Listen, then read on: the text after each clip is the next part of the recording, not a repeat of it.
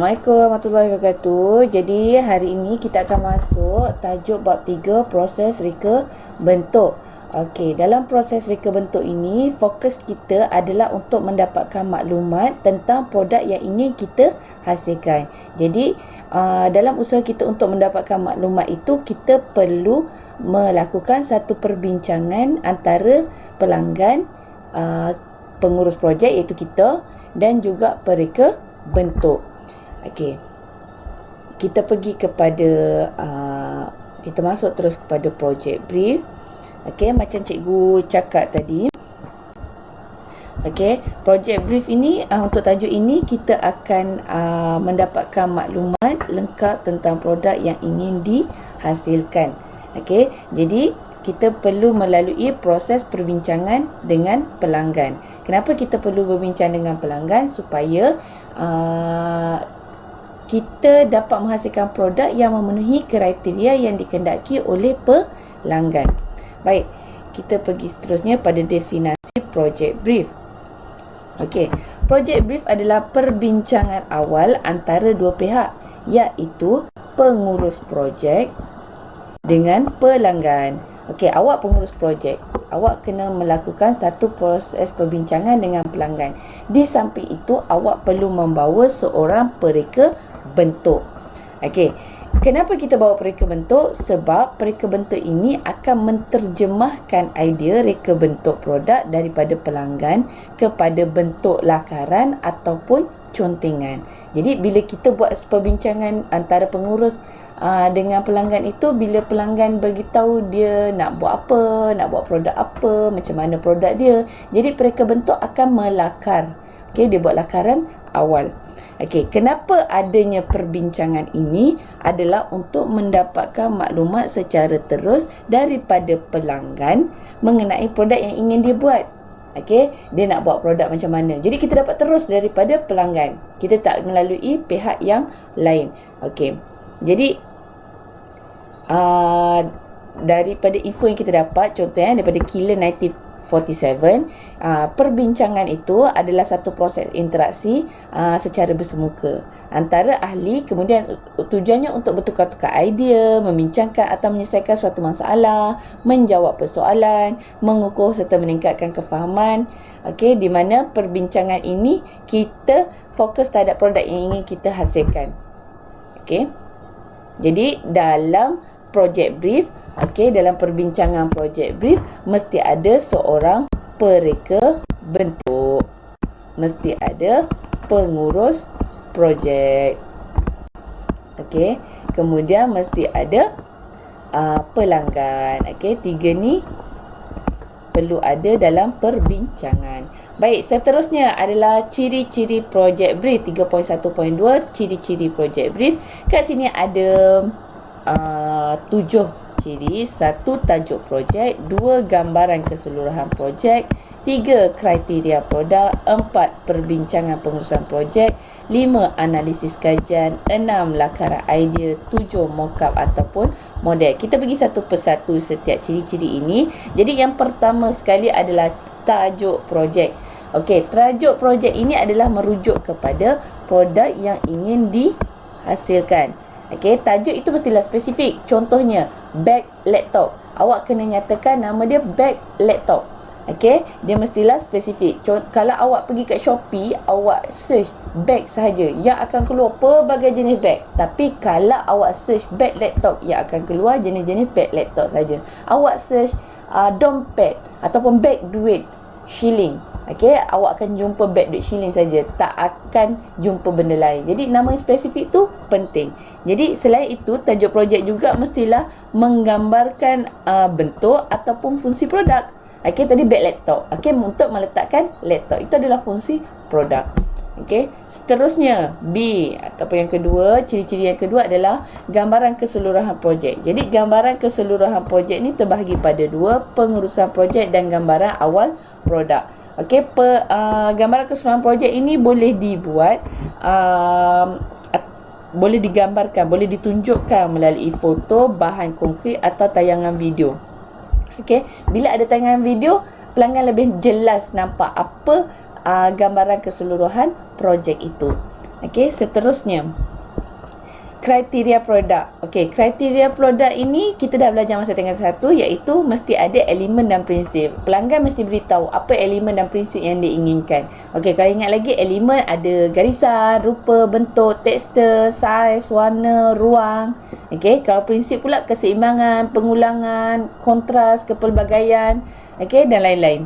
Baik, seterusnya perancangan dalam pengurusan projek. Perancangan pengurusan projek ni dia merangkumi skop projek, kos pengeluaran, masa, perancangan jadual kerja, pembentukan kumpulan kerja. Okey, yang ini semua dah belajar masa bab 2. Okey, skop projek tu bermaksud berapa skala pengeluaran dia ataupun berapa kuantiti dia. Sama ada skala yang besar, skala yang kecil ataupun skala yang sederhana. Okey, jadi masa perancangan jadual kerja ni kita kena rancang lah. Okey, siapa yang akan rancang? Pengurus projek. Okey. Seterusnya, analisis kajian reka bentuk produk dan pasaran. Okey, ada 2 perkara yang perlu dilakukan, iaitu kajian reka bentuk produk dan juga kajian pasaran. Jadi, untuk kajian reka bentuk produk ini, awak perlu buat perbandingan. Okey, awak perlu buat perbandingan dengan produk yang dah sedia ada di pasaran. Okey, kalau kajian pasaran pula, awak kena buat survey, soal selidik ataupun pemerhatian. Contohnya, awak punya target market adalah pelajar universiti. Okey, tadi beg laptop kan, awak nak jual dekat pelajar universiti. Jadi, awak buat kajian pasaran. Beg yang macam mana mereka nak, warna yang macam mana mereka nak, saiz yang macam mana mereka nak. Jadi, itu adalah kajian pasaran. Okey, seterusnya adalah lakaran idea. Lakaran idea ni menunjukkan bentuk visual yang menarik. Okey, kita kena melakar, okey, produk, macam mana bentuk produk tersebut yang kita nak hasilkan. Okey, lakaran ini boleh jadi 2D ataupun 3D. Okey, seterusnya adalah penghasilan mockup ataupun model. Jadi penghasilan mockup ataupun model ni ada ada 2 jenis lah. Mockup adalah model olokan ataupun kita panggil model yang belum siap sepenuhnya lah. Okey, kalau model berfungsi, tidak berfungsi kalau model olokan ini selalunya dibuat oleh menggunakan bahan yang seperti bahan kita semula. Okey. Kemudian satu lagi adalah model. Model pula terbagi pada 2, model berfungsi sepenuhnya dan separa berfungsi. Jadi untuk model berfungsi sepenuhnya ni dia boleh berfungsi lah. Okey, kalau nak buat beg tu boleh dibawa ataupun boleh membawa barang yang berat. Okey, separa berfungsi tu sama ada mungkin ada setengah bahagian tidak berfungsi. Contoh kocek untuk beg tersebut tidak boleh di-zip lagi. Okey, itu contoh Perancangan project brief 3.1.3. Jadi kat sini perancangan project brief ni ada 2 kriteria utama, iaitu kriteria pertimbangan utama dan catatan penerangannya. Okey. Ini adalah contoh senarai semak penyata ciri-ciri pertimbangan utama. Okey, untuk kriteria pertimbangan utama, okey kat sini. Baik, kriteria pertimbangan utama yang awak kena tahu adalah pertama fungsi, 2 persembahan, 3 tujuan, pasaran, 4 kuantiti, 5 gaya, 6 kualiti, 7 kos, 8 jangka masa. Okey, dalam kriteria pertimbangan utama ini, pertimbangan utama, okey, fungsi. Contoh soalan untuk menyatakan fungsi. Apakah kegunaan produk ini? Okey, di manakah produk ini digunakan? Okey, persembahan. Bagaimana produk ini boleh dipersembahkan? Okey, daripada soalan-soalan ini kita akan mendapat jawapan. Okey, kita akan bawa soalan-soalan ini kepada pelanggan. Okey, kemudian pelanggan akan menjawab soalan-soalan ini semasa perbincangan lah. Jadi kita pergi kepada borang project brief. Okey, tadi soalan yang tadi yang kita dah rangka untuk kriteria pertimbangan utama, fungsi, persembahan, tujuan, kuantiti, style, gaya, kualiti, kos dan juga jangka masa ini. Ini adalah soalan-soalan dia. Soalan-soalan tadilah dekat sini ni. Okey, dia bawakan ke dalam borang project brief. Jadi jawapannya kat sini. Jawapan dia. Okey, ini adalah jawapan kepada persoalan tersebut. Okey. Ni kriteria pertimbangan utama. Jadi jawapan dia, apakah kegunaan produk ini? Produk ini digunakan untuk membawa barang-barang. Okey, kita akan highlight apa keyword dia, membawa barang-barang. Okey, produk ini digunakan di rumah atau di mana saja mengikut keperluan pengguna. Okey. Persembahan dipersembahkan dalam pelbagai warna, saiz yang dapat diubah sesuai. Tujuan pasaran, okey, siapa yang dia target market dia? Suri rumah. Okey, tapi boleh digunakan oleh pengguna lain. Okey, siapakah pesaing yang wujud? Ada pesaing tapi mereka bentuk kurang berinovatif. Baik, kuantiti. Untuk fasa pertama, keyword dia 100 unit. Style atau gaya, asas geometri, saiz sederhana, ringan. Okey, semestinya mempunyai reka bentuk yang unik, menjimatkan ruang penyimpanan. Okey, kualiti, berkualiti tinggi. Okey, adakah pelanggan mempunyai sebarang permintaan istimewa, mempunyai ruang penyimpanan. Okey, produk, apakah piawaian kualiti yang dipatuhi? Perlulah berdaya saing. Okey, kemudian kos bagi satu produk adalah RM15. Keuntungan dia RM10. Kos terakhir tidak melebihi RM20. Jangka masa. Okey, berapa lama pelanggan nak beg seberguna itu? Okey, kat sini dia tunjuk beg bako seberguna. Sorry, cikgu lupa nak highlight kat situ untuk tajuk dia. Bilakah pelanggan ini ingin projek dihasilkan? 40 jam waktu bekerja. Okey, jadi dia kata dalam masa yang sama mesti berlaku penambahbaikan, okey, dalam masa 40 waktu bekerja itulah. Okey, daripada borang project brief ini contoh borang project brief, kan sangat complicated sebab sangat penuh, ada soalan, ada jawapan. Jadi dia dah simplifykan kepada jadual maklumat project brief. Yang ini kita proses menyaring maklumat dalam project brief. Okey, tadi kriteria pertimbangan utama kat sini. Kriteria dia ada fungsi persembahan sama fungsi persembahan. Okey, tujuan pasaran, kuantiti, style atau gaya, kualiti, kos, jangka masa. Okey, dia bawa ke kriteria. Okey, yang ini tadi jawapan. Okey, kat sini adalah perbincangan awak dengan pelanggan. Lepas tu awak dah dapat jawapan dia panjang-panjang tu, awak simplifykan dia. Tadi cikgu dah ambil keyword dia ni, okey, bawa ke dalam borang jadual maklumat. Fungsi, membawa barang-barang seberguna. Itu keyword untuk fungsi tadi Persembahan pelbagai, kat sini dia tulis, cikgu dah highlight, persembahan pelbagai warna, saiznya yang dapat diubah. Jadi kita bawa pergi sini. Pelbagai jenis warna, mudah disimpan kerana saiz boleh diubah. Sama sahaja, cuma bezanya dalam jadual 3.3 ini dia telah ringkaskan daripada jadual project brief 3.2. Okey, yang ni faham Okey, so senang je.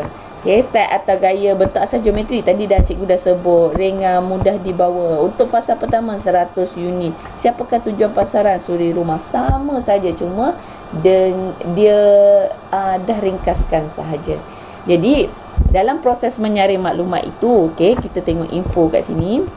Okey, dalam proses menyaring maklumat itu, okey, macam mana kita boleh buat proses itu? Okey, proses itu boleh diadakan dengan melalui sesi perbincangan, okey, ataupun kita buat video conference, ataupun kita mendapatkan maklum balas bertulis. Kenapa maklum balas bertulis? Sebab bila kita cakap verbally, mungkin kita tak ada bukti. Okey, itu adalah permintaan daripada pelanggan. Jadi permintaan daripada pelanggan itu perlu dinyatakan secara bertulis.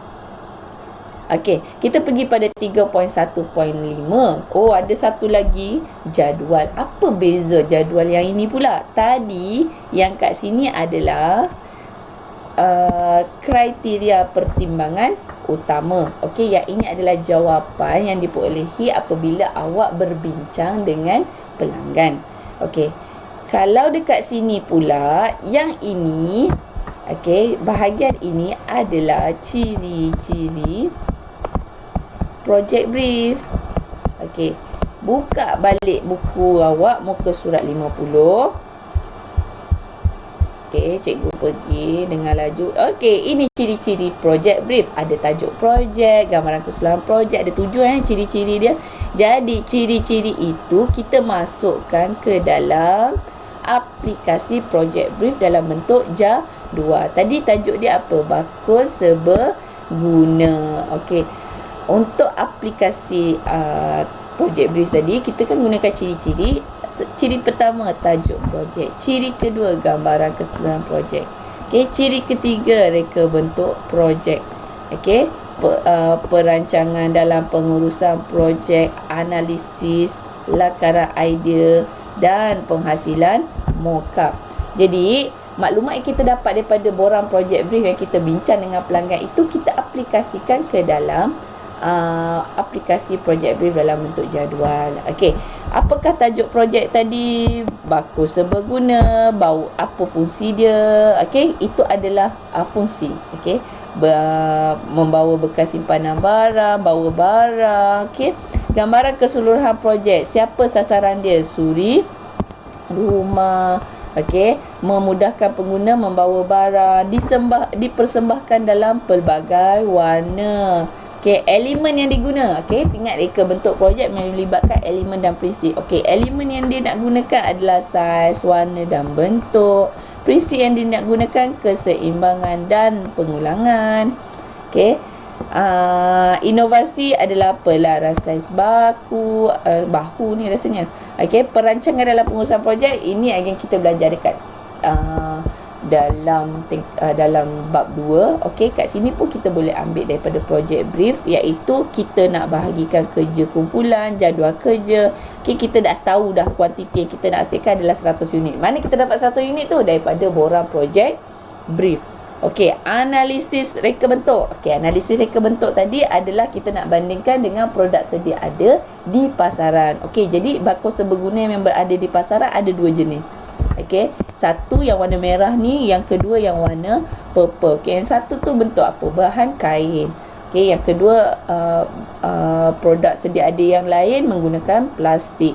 Okey, jadi kita buat perbandingan dengan produk yang sedia ada. Okey, lakaran idea. Tadi cikgu dah sebut lakaran idea tu mestilah berbentuk 3D dan juga 2D. Okey, kemudian penghasilan mockup. Penghasilan mockup ataupun model.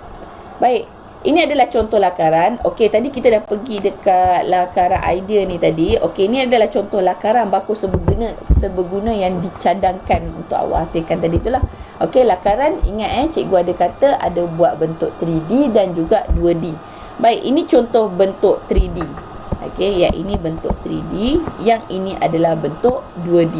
Kalau bentuk 3D ni kita boleh lakarkan dalam menggunakan lakaran isometrik ataupun oblik. Okey, kalau lakaran 2D, yang ini kita panggil lakaran ortografik.